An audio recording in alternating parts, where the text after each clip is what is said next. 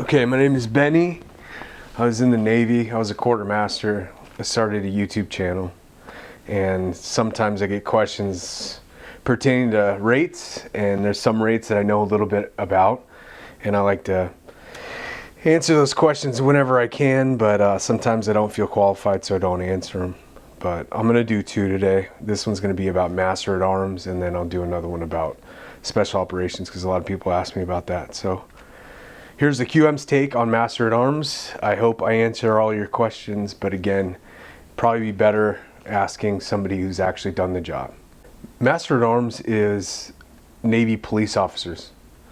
So wherever you are on a ship or on a base, Master at Arms control the perimeter of that. They control who comes in and out, and they protect the base and its people inside of it. So investigations as well. Any type of crime that happens on base, they're involved. If sailors are involved in the city, they're usually involved in some way. They get them out of jail or whatever, bring them back. Yeah, so just that's the overview. Base police. So the equivalent in the Army or the Air Force, whatever, is military police.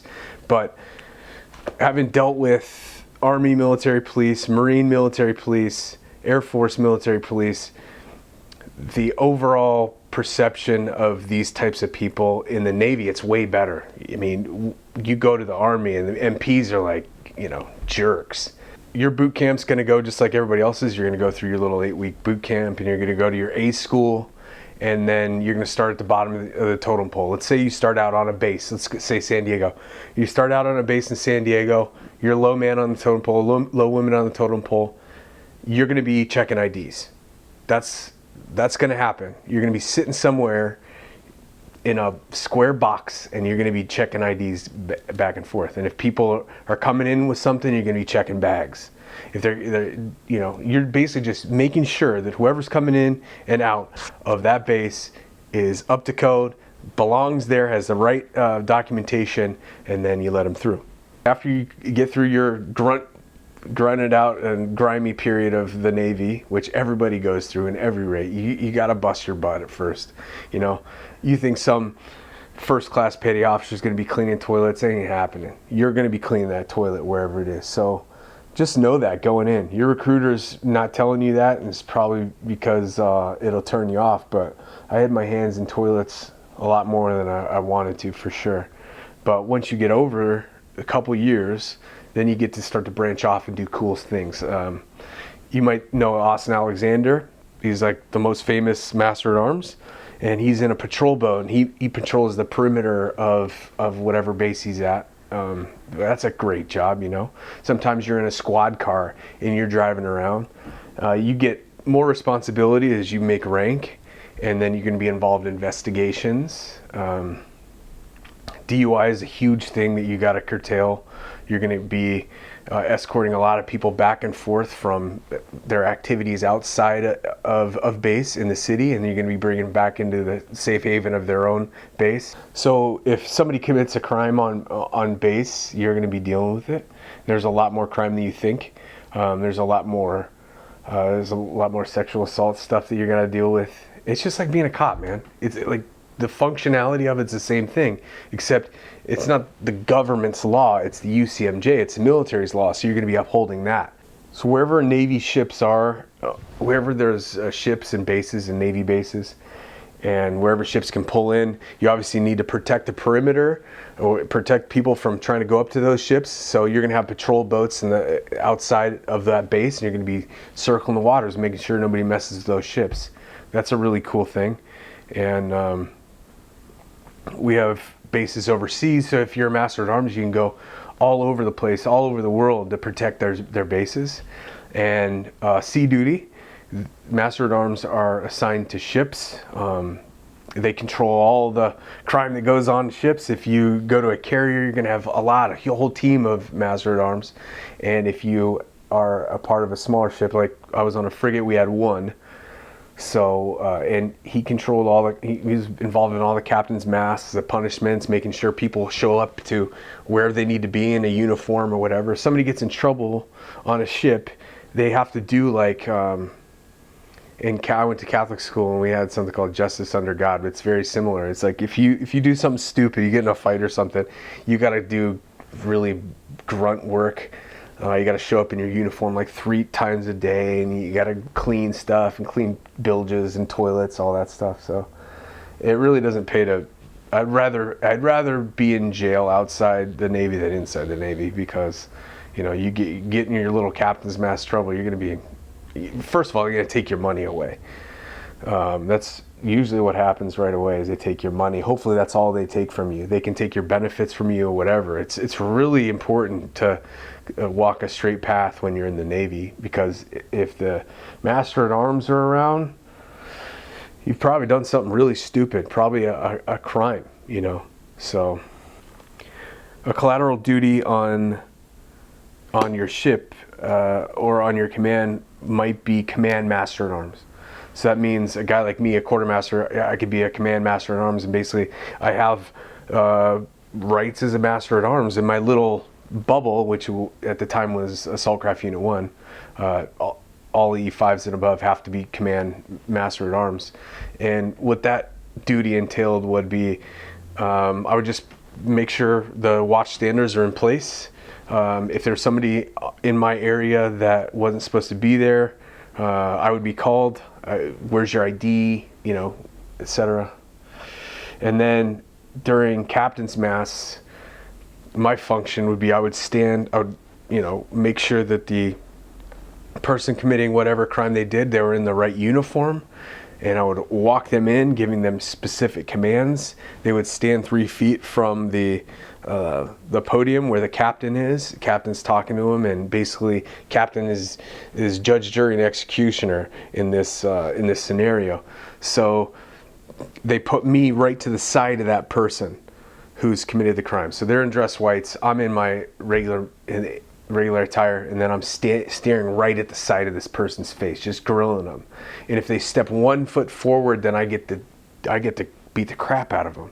So I like that duty a lot.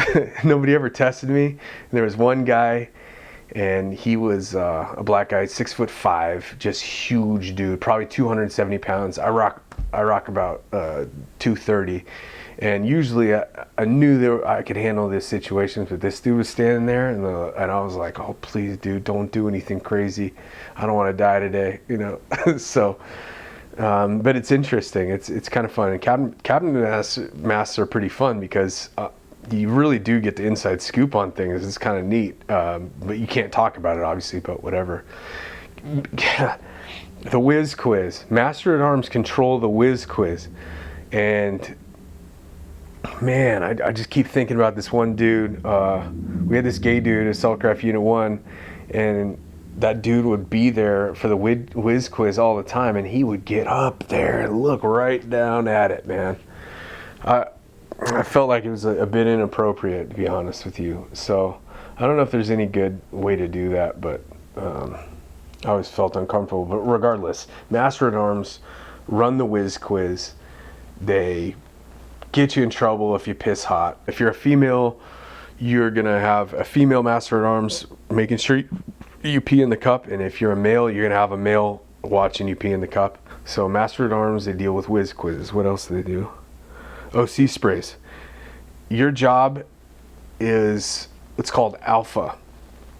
Alpha is this watch standing preparation course that the Navy has. So you're going to go through PowerPoints. You're going to learn the basic functionality of the Navy and why it's so important to keep, security the way it is. And then you're going to learn the art of being a sentry in the Navy.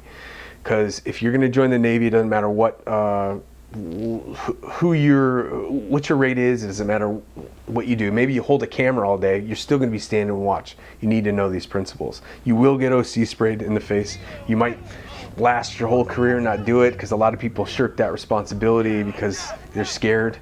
But you will get shot in the face with OC spray, and you're going to run that whole course, right? You're going to be the one shooting them in the face, and you're going to watch them run to each course and do their little battle, and they come back.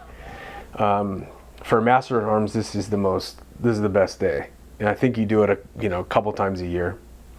But I never met a Master at Arms that didn't love this process.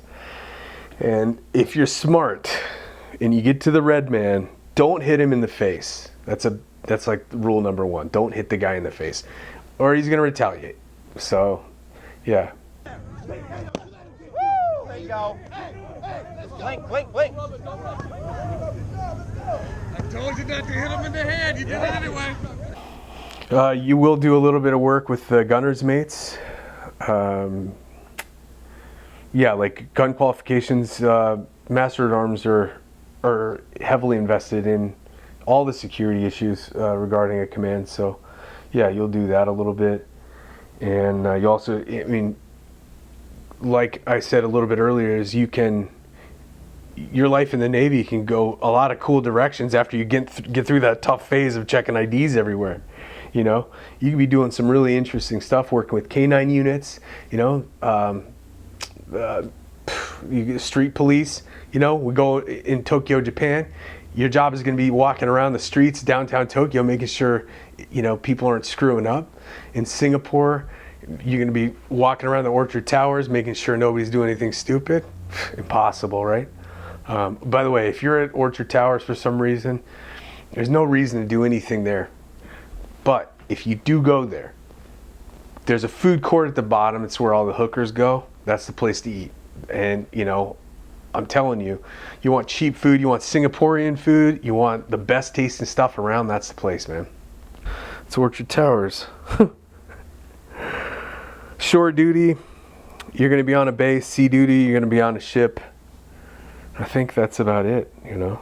MA is a great job in the Navy, and it transfers really well. Say you want to be a cop or whatever, that's a great springboard to do so. I don't know who want to be a cop these days, but it's great. It's a great job. It translates to contracting as well. People that have contracting experience usually have some sort of base security background in one way or another. So it's a good way to do it. So Master at Arms, Command Master at Arms, ship, police officers, you know. Master at Arms they're cool on base. Military, police, Army, Marines, Air Force, etc. They're jerks. So if you're going to be a cop and you want to do some cop stuff and you don't want to be hated your whole career, then maybe Master at Arms. So